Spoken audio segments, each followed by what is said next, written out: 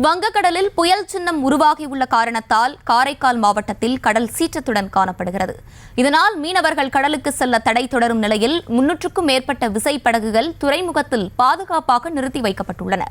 இதுகுறித்த கூடுதல் விவரங்களோடு இணைகிறார் செய்தியாளர் மோகன்ராஜ். மோகன்ராஜ், வணக்கம். இது பற்றியான விவரங்கள். வணக்கம். காரைக்கால் மாவட்டத்தில் வங்கக்கடலில் உருவாகியுள்ள காற்றழுத்த தாழ்வு மண்டலம் தீவிரமடைந்து வரும் நிலையில் இன்று காலை முதல் மாவட்டம் முழுவதும் பரவலாக விட்டுவிட்டு கனமழை பெய்து வருகிறது. நேற்று காலை முதல் இன்று காலை வரை காரைக்கால் மாவட்டத்தில் சுமார் 9 சென்டிமீட்டர் அளவு மழை பெய்து வருகிறது. மேலும் காரைக்கால் மாவட்டம் கடலோர மீனவர்கள் பகுதியில் கடல் அலை சீற்றமாக காணப்படுகிறது. கடல் சீற்றம் காரணமாக காரைக்கால் மாவட்டம் 11 மீனவர் கிராமத்தில் கடலுக்கு மீன்பிடிக்க செல்லவில்லை.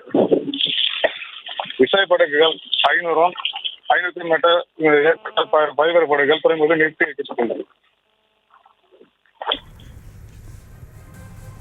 விவரங்களை வழங்கியமைக்கு நன்றி மோகன்ராஜ்.